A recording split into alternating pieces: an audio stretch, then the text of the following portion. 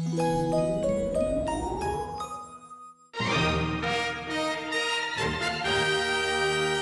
everyone, it's Matt from IGN, and this is the video review of Super Mario Galaxy. This new 3D platformer arrives from Nintendo's Tokyo studio, which developed DK Jungle Beat on GameCube. That was an underrated game, and I really recommend you check it out if you haven't already. Nintendo has really outwardly billed Galaxy as the spiritual sequel to Super Mario 64, and I think that's not just a gimmick, it really is accurate. This game really harkens back to that N64 classic, but it also has a very new feeling about it. I've said this before and I'll say it again, it is the best marriage of old and new. You have traditional analog control of Mario, but at the same time you have all these new Wii remote controls in addition to some really fancy graphics on Nintendo's new system. Mario games have never been known for their storylines, and this one's no different. Once again, Bowser's back, and this time yet again he wants Peach. So, he invades the Mushroom Kingdom at night during a festival, and armed with a fleet of spaceships, literally rips the castle from its foundation and whisks the princess off into outer space, at which point Mario gives chase. Not exactly the most original tale, I know, but the production values are exceptional. In fact, if you go back and compare this to Mario Sunshine, whose opening cinema featured a rendered idle animation of Mario of all things, you're going to see just a dramatic difference, a huge improvement in the way this game is presented. And this attention to detail extends well beyond the opening cinematic and through to the final boss fight. With Mario Galaxy, you're getting a platformer that uses the Wii Remote but doesn't really abuse it, thankfully. What I really mean by that is that the game knows its limits, so you are using analog control to control Mario, but at the same time, you utilize the Wii Remote simply pointing at the screen to pick up star shards about levels, or you can shake the Wii Remote to spin Mario, which is very useful in levels and feels very good. You don't ever feel that gimmicky sense that the Wii Remote has been pushed upon you simply because it's there. But at the same time, there are levels in which you will use the Wii Remote in unique gestury ways. For instance, there is a level where you have to ride atop a glass ball, and you hold the Wii Remote like a flight stick to control Mario. There's also a stage in which you have to ride atop a manta ray, and you control the animal by tilting the Wii Remote left and right, as though you were turning a lock and key, and that too feels very good. As in every Mario game, control is spectacular, it's very tight, it's very responsive, and simply running around the levels is so much fun because you can long jump and you can string together triple jumps. I actually think the process of exploring levels or simply goofing off is more enjoyable than in any other Mario game because of the new gravity effects and also because of the way you can traverse levels. You can run upside down, you can run right side up, and you can jump off ledges, at which point all hell breaks loose gravity-wise. Part of the appeal then is to experiment, to simply try things and see what happens. For example, watch what happens when I jump off this tower.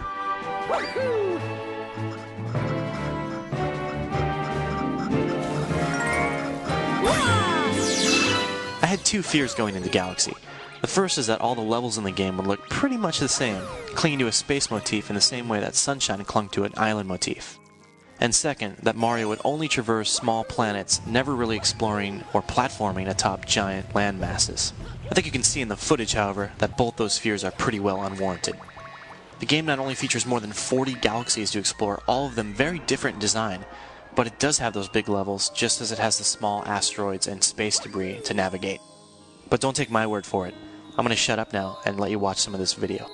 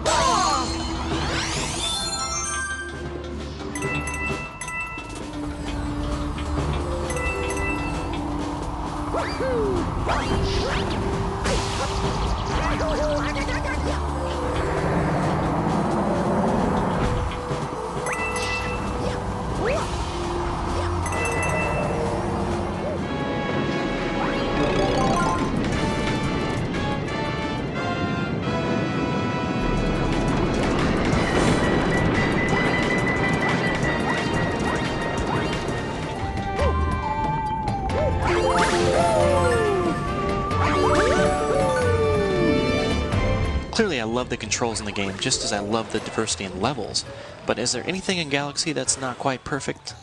Well, yes. The game features a secondary storyline about a character named Rosalina, and the tale itself is not only a bit of a downer, but it's really irrelevant to the main gameplay. Thankfully, the tale isn't forced upon you. You can skip it if you want to. You go to the library room in the hub world and you can watch it. If you don't go there, you'll never see it. The game features an automatic camera system which works very, very well most of the time, but every so often you'll hit a camera angle that's not quite ideal and will obstruct the platforming ahead of you. And then there's the issue of difficulty. You can collect 120 stars in the game, but you can technically complete everything with only 60. And the quest to the first 60 stars I think is a bit easy, especially some of the boss fights which aren't nearly as formidable as they appear. On the other hand, completing the game with 120 stars is a very different beast than completing the game with 60 stars, and the quest to that final goal is much more difficult, not to mention highly entertaining. Nintendo's Tokyo studio has, with Galaxy, created a title that really pushes Wii and really feels like it was made for Nintendo's new system, and I have to give them credit for that. Not only is the art spectacular, but these are the best graphics on Wii, period. The characters look great up close, they animate fluidly, you have advanced lighting effects, advanced particle effects, you have specularity, you have refraction, you have reflection, you have transparencies, all of this running at a smooth frame rate throughout, and not only that, but everything runs in 480p progressive scan and 16:9 widescreen modes. On top of that, Galaxy's music, much of which is orchestrated, sounds amazing. The game even uses some of Wii's extras. For example, you can pick up a second Wii remote, hand it to a friend, and he can help you out through the adventure. And also, you can take snapshots of your star achievement list and send them to buddies over the Wii Connect 24. Super Mario Galaxy is not only one of the best platformers I've ever played, it is the best game on Wii and the #1 reason to pick up Nintendo's system right now. I've given the game a 9.7 and an Editor's Choice Award. Don't hesitate, go get it.